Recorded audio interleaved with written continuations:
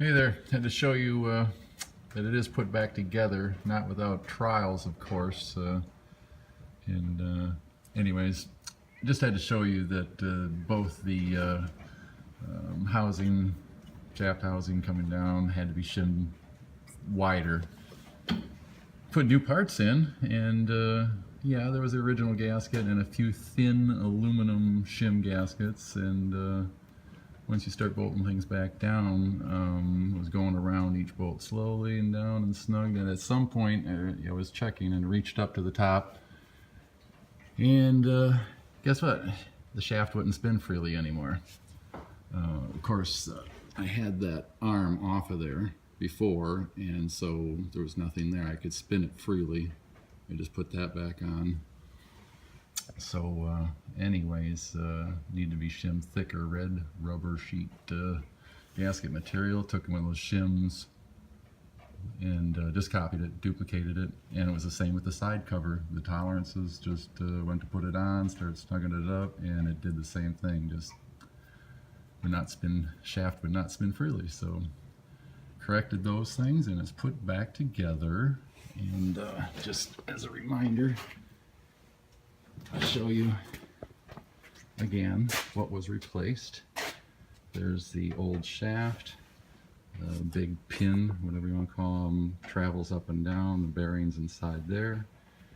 Upper and lower chase, and all the individual bearings, well, that's the old ones anyways. You got all new bearings, because yeah, bottom chase sits in the bottom of the housing, and the shaft basically sits right on those bearings. This one's upside down in the top of the housing.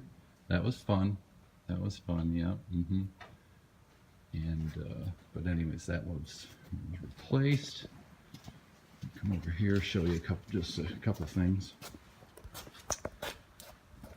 The arm coming through the housing now. I know you wouldn't detect any motion, but you wouldn't believe it now. I reach up to the steering wheel and I just touch it, and this arm is moving, and that is perfect now, because the actuator on that pump, or the cylinder in the front, it only needs a 1/4 inch. I mean, just barely 1/4 inch, and that valve is open and flowing, and that's all it needs. So this should be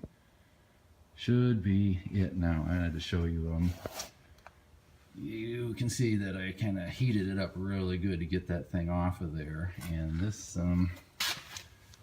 yeah, this is what I had to use. It was at my disposal. Ear puller, large one, quite big, and after numerous tries, we got it. Wanted to hook on the back side and use the pin there and the pressure, and with multiple tries again, and heat, believe it or not, you can get it. Heat is our friend.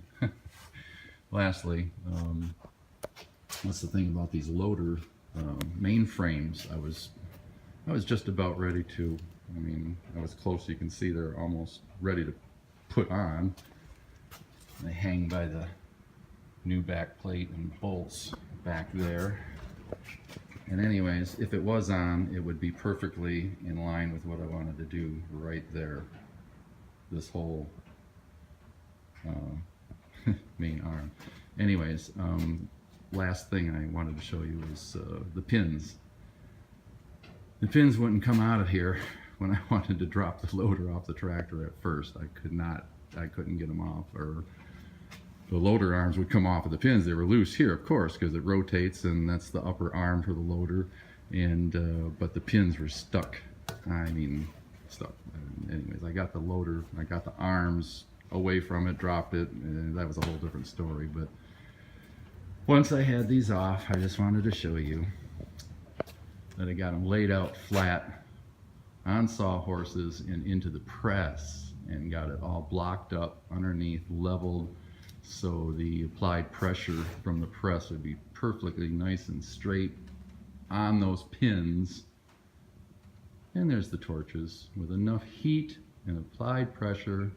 They were laid out sideways, and that, believe it or not, bam, they hit the floor.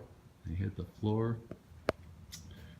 a loud noise, and that was the last thing I wanted to show you because they're big tapered pin when they're in here. You pull up into the loader, then you put the pins all the way through and the bolts, but I had to go at it at a different angle to get these out. So that is that. Probably one more segment to show you once the loader is on and this thing is running, and that should do it.